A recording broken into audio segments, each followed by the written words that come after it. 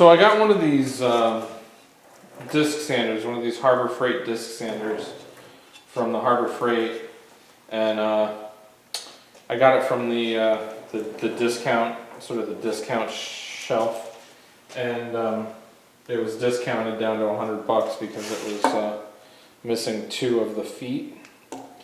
So it was sort of, you know, it's wonky, you know, it's not balanced, but I just bolted it down to one of those piece of that floor mat stuff, that heavy floor mat stuff or whatever, and works pretty good. It runs nice and quiet. But the other thing it was missing was one of these things, which I'm never impressed with these things anyway. It doesn't matter what machine you get, and especially, well, I shouldn't say any machine, but any machine that I have ever gotten that comes with one of these things is always, it's almost like just junk, because this one's not made for this. Obviously, this was out of my table saw upstairs, but you know, as these things go, they're always, you know, kind of loose in this track, and there's no way to get it, you know, there's no way to fix it, you know, at one point. And these angles are, I think, at best a suggestion. But anyway, so the point is, I got this thing. It's really nice, actually. Let me turn it on and run it for you guys. See, runs pretty quiet.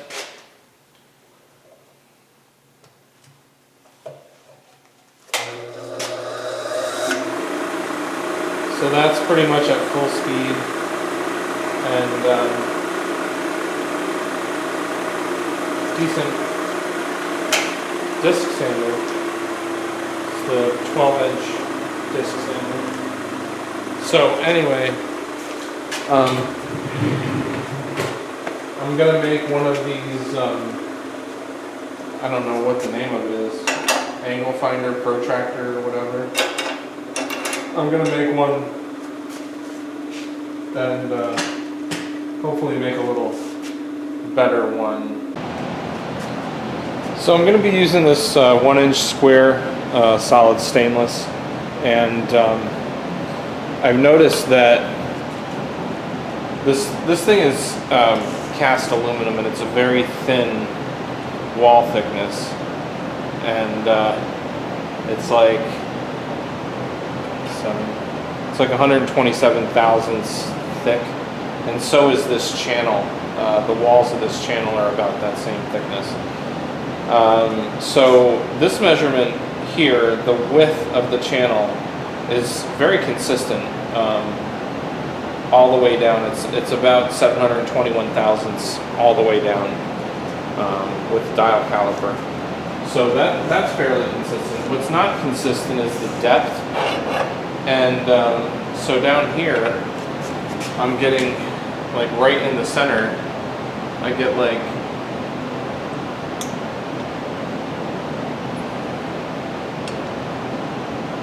$421 in the center, and out at the ends, I get like, on this end I get 409 and a half. 409. Out here I get 406, 5 and a half, 6. Call it 405 on this end, and 409 on this end.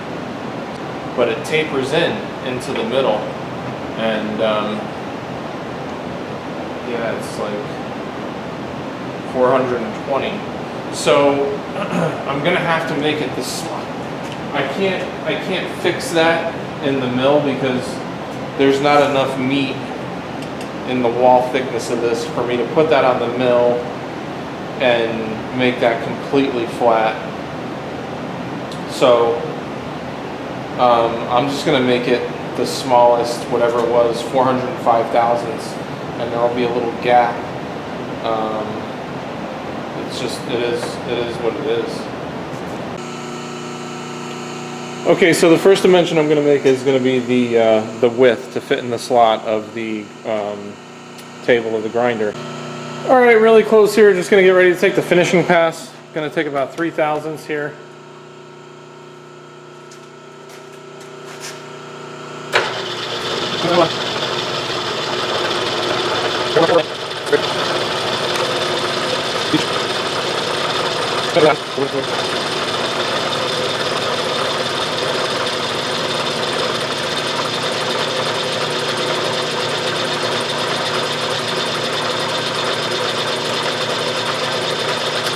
So now I'm just going to climb back up the other side and take a measurement and probably be done with this dimension. Just basically breaking the burr off on this side now, climbing back up. And we'll take a measurement here in a sec.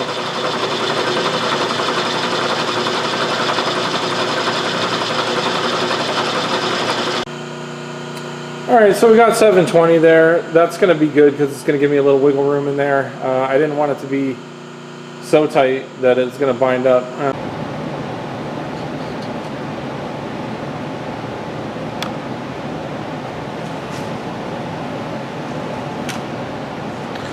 Okay, so we got it going, got it started down here, and on the ends it fits, it's tight, it's nice, but in the center it's like beveled in or whatever, I don't know, whatever, but I'm just going to take this, put it back in the vise, and I'll just skim the factory side. Do a little bit more room in there. It's kind of a shame because it fits so perfectly down in the ends. It's like nice fit. And it goes to there. I'll just skim the factory side real quick.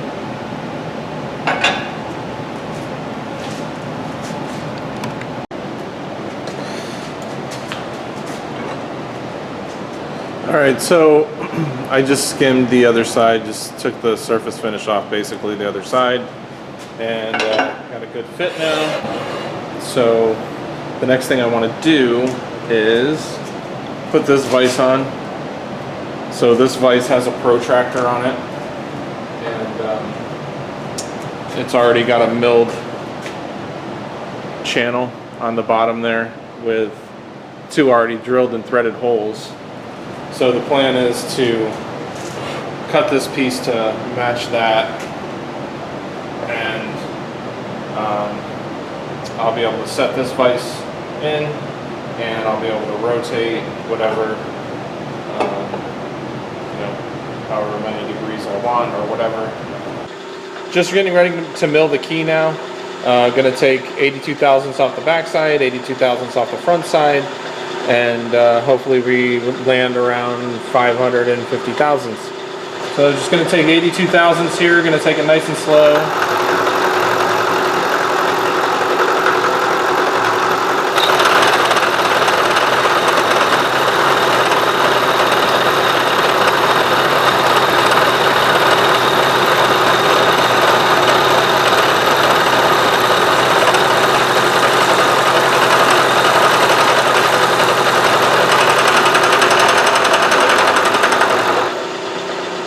I'm going to break over to the other side, get you guys a different view here.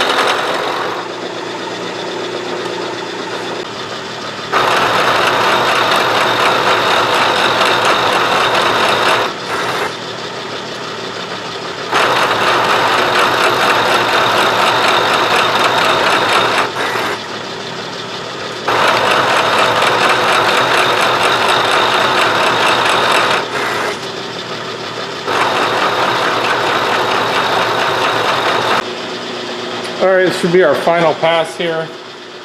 If not, maybe one more.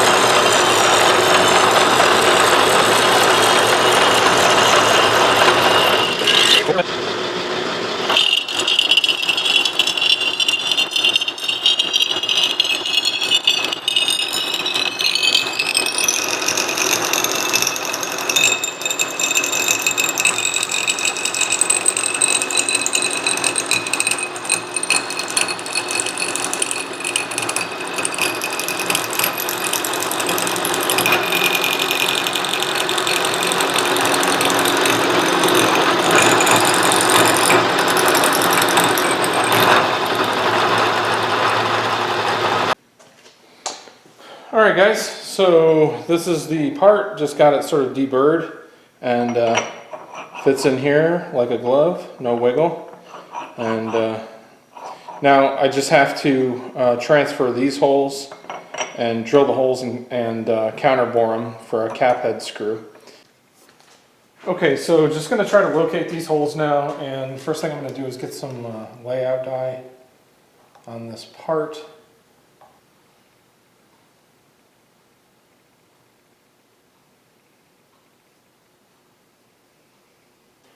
Let me see if I can get that to focus.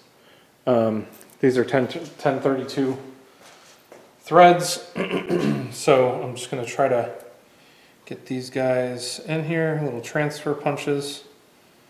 I've used these in the past, I recommended them.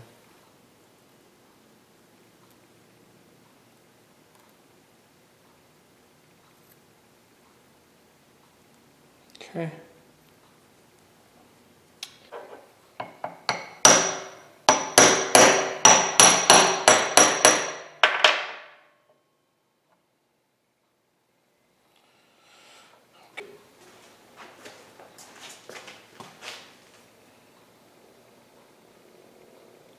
Okay, so we'll go chuck that up.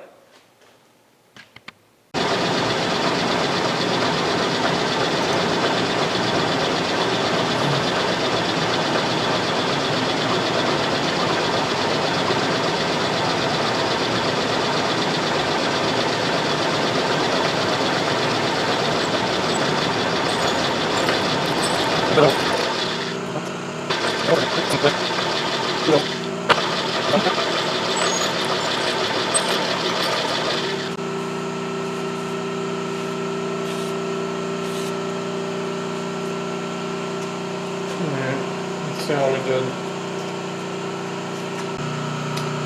Okay, so let's see how we did as far as our screw placement.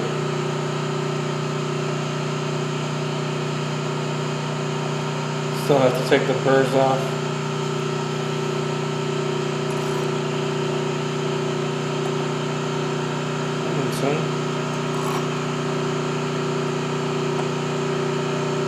Okay, yeah. So there we go, that's going to be perfect. Now we just got a counter bore from this side. These are probably going to be too long. All right, let's put a little chamfer on these.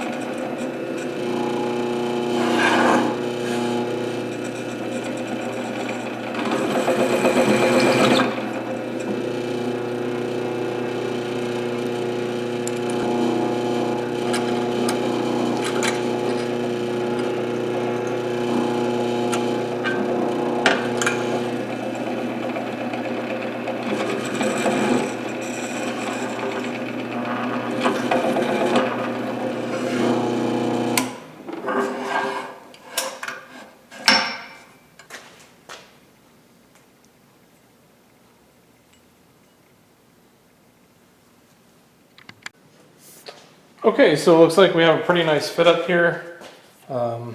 Everything's nice and countersunk there, so now let's see what it looks like on the machine. Okay, so now we can have our vise mounted here, and we can pick any angle that we want to grind in, and use a V-block here. So